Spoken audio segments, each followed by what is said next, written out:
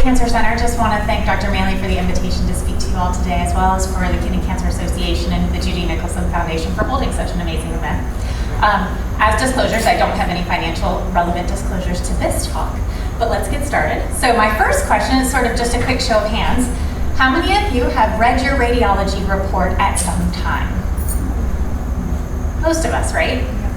How many of you understood what it said?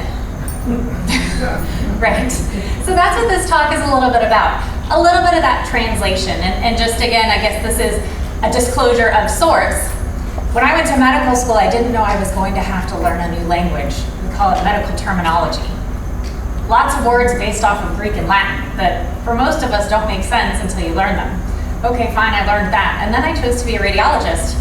Little did I know I had to go learn a whole new language. And so if you read a report and you say, this is like all Greek to me, chances are it's because it is in words that are really specific to specific imaging modalities. So it's one of those things as I look back and now I take it for granted because I've been speaking this language for over a decade, but I recognize that it can be very confusing to people who are just taking it kind of on its face of there's words on a page. So hopefully we can clarify a few of those things today and happy to answer any questions at the end.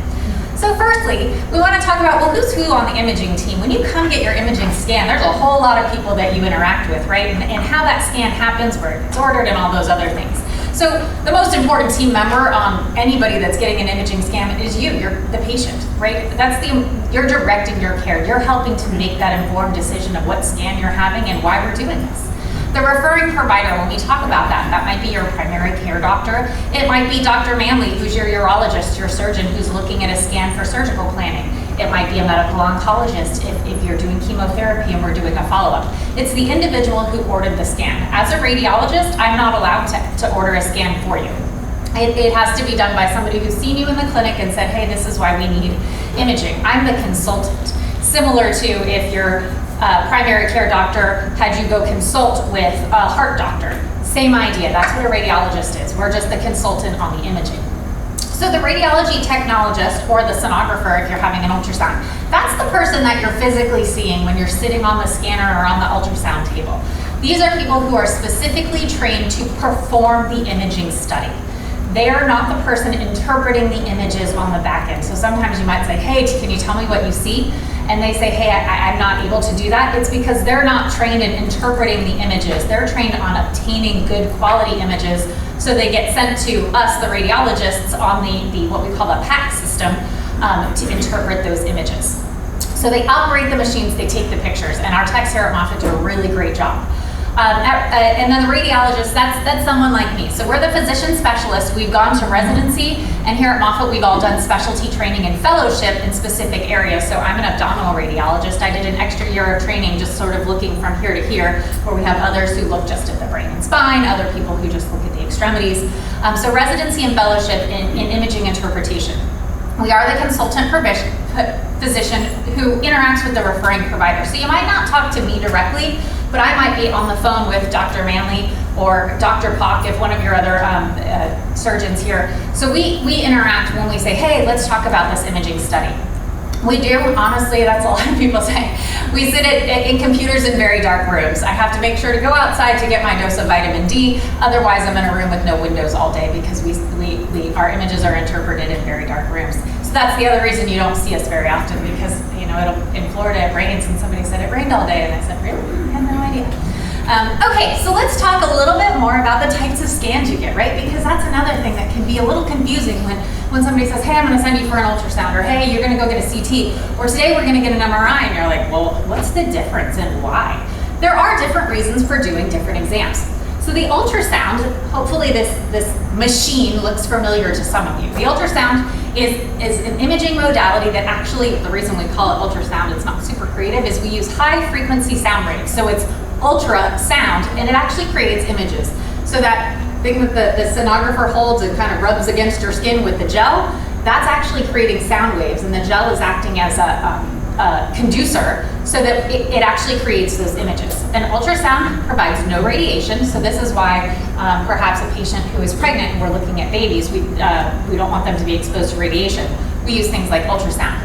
It's real time, so the sonographer is taking those pictures in real time while they're scanning you, and then they save images that get sent to us, the radiologist, for interpretation.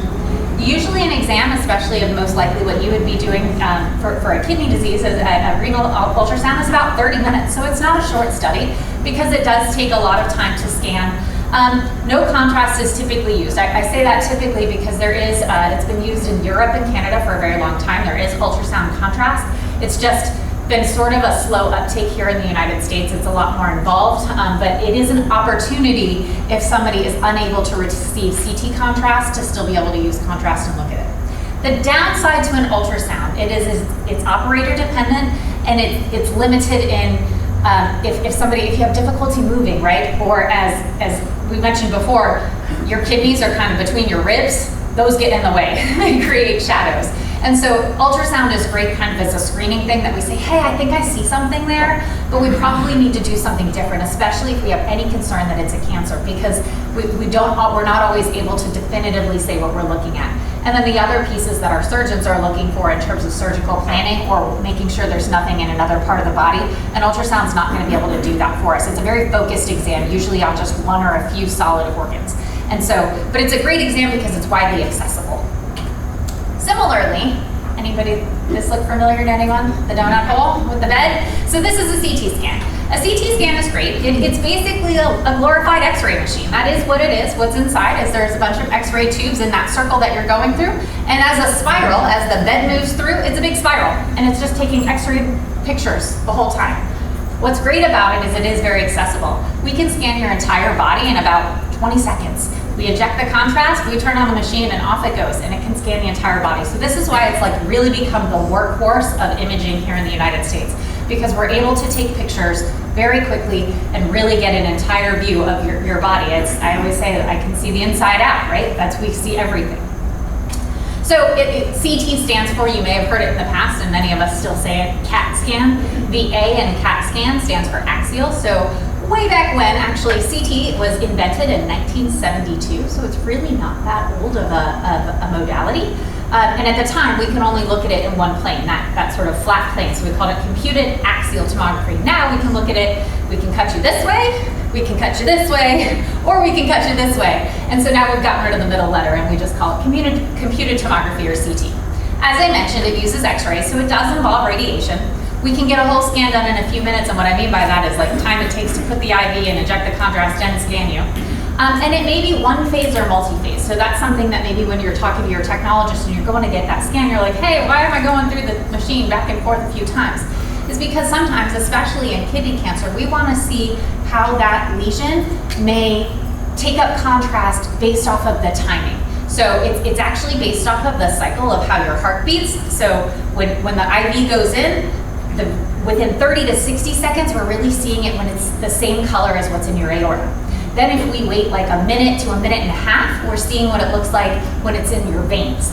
And then we have it as a delay and want to see if it looks like when it goes into your ureters, when it goes down to your bladder. So that's what we mean by multi-phase, because different kidney lesions look different depending on what phase of contrast. So a lot of times if you're going, and you've heard of a 3-phase renal protocol, that's what we're talking about. We actually are scanning you through multiple phases of your heart cycle to see what those lesions look like. Typically uses, so it says may or may not. So we do have some indications where we don't give contrast. It might be if your kidney function is bad or if we're just looking for renal stones. But most of the time if we're looking for a kidney cancer, we do give IV contrast, and that is based with iodine. So this is something that may or may not be familiar. I know it's come out in the news recently, concerns about cancer and radiation exposure. That is a possibility. However, all imaging decisions are a patient-centered focus that we talk about the risks and the benefits of doing an imaging study. And so that's a conversation that all patients should be having with their physician about the risk of radiation exposure versus the benefit of having the scan. And so, for example, if we need a scan to look to see if your cancers come back, that's very important than maybe avoiding, that's maybe more important than the radiation risk associated with having the scan. And one other thing I put on here, because sometimes it gets confusing when we talk about radiology, radiologist, radiology, oncologist, and it was mentioned radiation. So there's another specialty field of medicine called radiation oncology. So these are physicians who actually use high doses of radiation to burn tumors, to treat cancers. Radiologists use lower doses of radiation, and we're doing diagnostics. So we use the lower dose for the imaging pictures and the interpretation to make diagnoses. Radiation oncologists are actually using high dose radiation for treatment of disease. So hopefully that clears that up a little bit.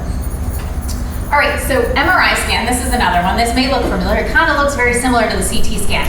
But the difference between this that I usually ask people, have you had it or have you not, is it's super noisy, real noisy, and the hole is a whole lot smaller. It makes you kind of feel claustrophobic. So you may have had that scan.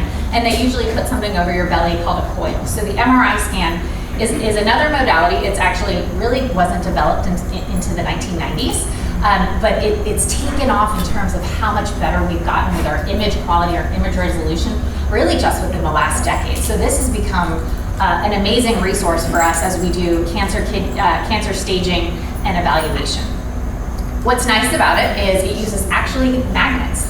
So it's an important thing. It was recently in the, so it's a superconducting magnet. It's a giant super magnet. You can't walk in the room. So like if I go into the MR suite, I have to take this off. You have to make sure you don't have any metal on your body because it's a huge magnet. Things literally will get set up to the machine. But we use those magnets and we actually exploit the fact that our bodies are largely made of water, and we use the hydrogen from the water to actually create these pictures. It doesn't involve radiation, which is great. The downside of it is it's a very expensive scan. It takes at least 30 minutes, usually closer to an hour, so the availability is much less. We can't scan as many patients per day on an MR scanner. And what I mean by less availability, in big academic centers, we have lots of MR scanners, but in smaller areas, smaller community hospitals, in rural places, they may not have access to an MR. And in underserved countries, there are some places that may not have an MR at all. And so that's why we don't rely on this as a workhorse, because its availability just isn't there to be the standard of care. So that's why the standard of care typically is the CT scan. Always includes multiple sequences, takes a long time, and it includes contrast. We use gadolinium, so it's a different type of contrast that we use. Gadolinium is a metal. And this one's a little bit harder to tolerate, honestly, because it does require, we have to have you hold your breath for a period of time, as opposed to the CT scan, you hold it for about 5 or 10 seconds and we're done, where this requires a lot more of those things. But it does have amazing image quality when it comes out how we hope it does. All right, so now we're gonna talk a little bit about, let's talk about your report and go into the anatomy of your report. So I spend my whole life looking at anatomy, which I love, so I always kind of talk things about anatomy. So some terms are specific to the type of scan that's performed. So an ultrasound, when you're reading that report, you'll see us use words that say echoic, because we're talking about sound waves. CT scan, we're talking about x-rays, so those are densities or attenuation. And MRI, as I mentioned, because it's magnets, we're actually talking about how strong the signal from the magnet was, so in intensity.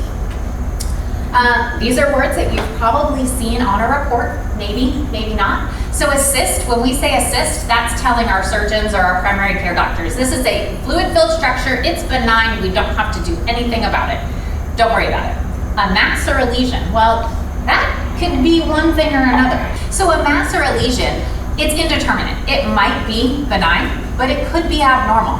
So for example, a cystic mass. Well, I told you a cyst is benign, but if it's a cystic mass, that means it has additional features that make me a little bit more worried. We do have types of kidney cancers, as was mentioned before, clear cell, but they can be cystic clear cell cancers, so they have some other feature. But a solid lesion, well, that sounds like it's gonna be a tumor, right? It might be, but it could be a benign tumor. So there's a benign renal tumor called an oncocytoma. So these are just word descriptors that we're using, that this is what it looks like on the images, but it doesn't necessarily tell you what it would look like on a microscope slide if they took it out. Contrast enhancement, sort of as I talked about before, is when we inject that contrast into your vein. It's watching how the structure takes up, it's basically the blood flow to the structure. So like a cyst, by way of example, has no blood flow at all.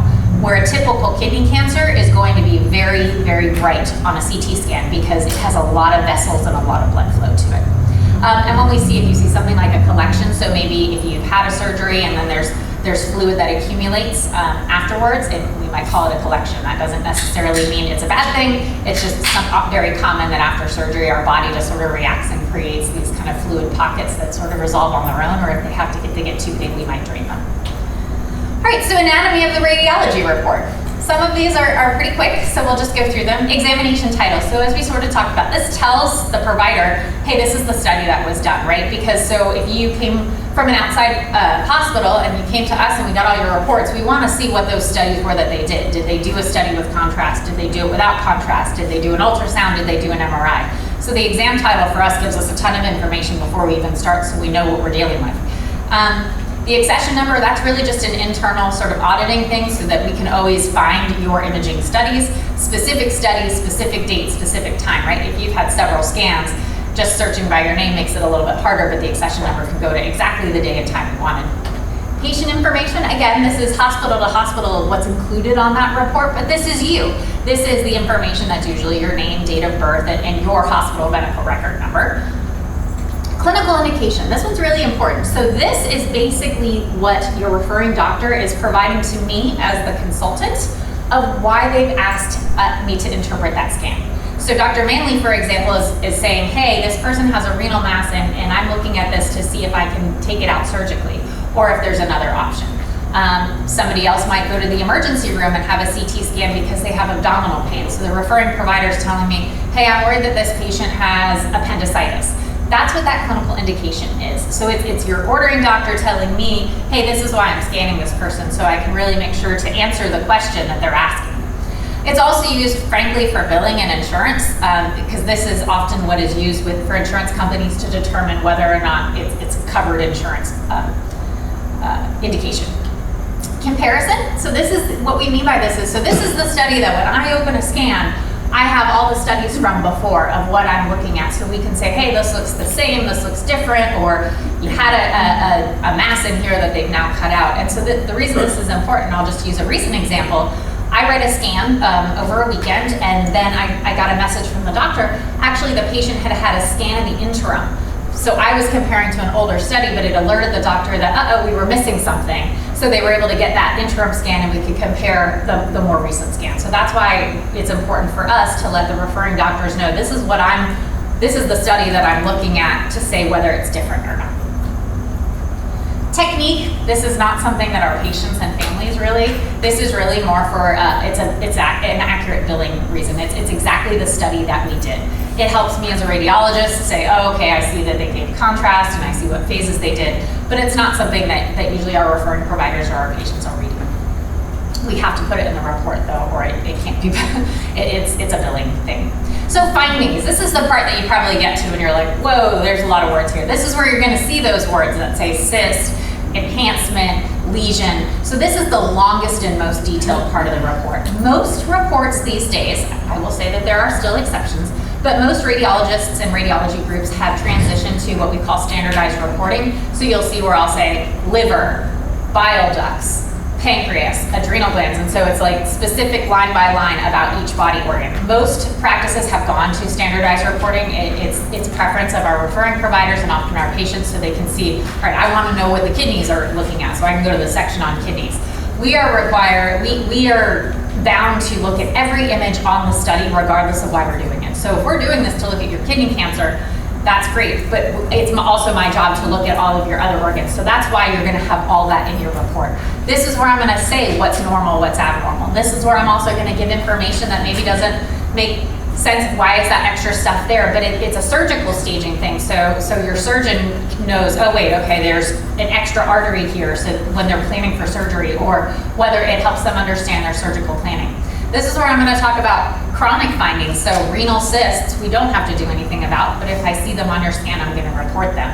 And then obviously abnormal findings, if they're present, this is where we describe them. So a lot of times there's a lot of words up top and then you're like, well, how did that not make it to the bottom? Because many of that is, maybe it's not relevant to the clinical question, or it's been there before, it's benign, it's not something we need to worry about. And this is also usually where you're gonna see where we're gonna measure things. Oftentimes the measurements won't make it to the impression, but the body is where we'll put that. We also call the findings section, we also refer to as the body of the report, the biggest part. So impression. So the impression, this is really my opinion as a radiologist of what I kind of take it all together, what I think is going on with that scan.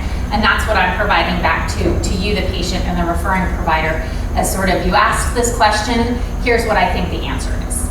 So that's what we call the impression. And so that's sort of that bottom part that sort of ties it all together. And then that's, again, there's often stuff up in the body, but this is sort of the meat, the most important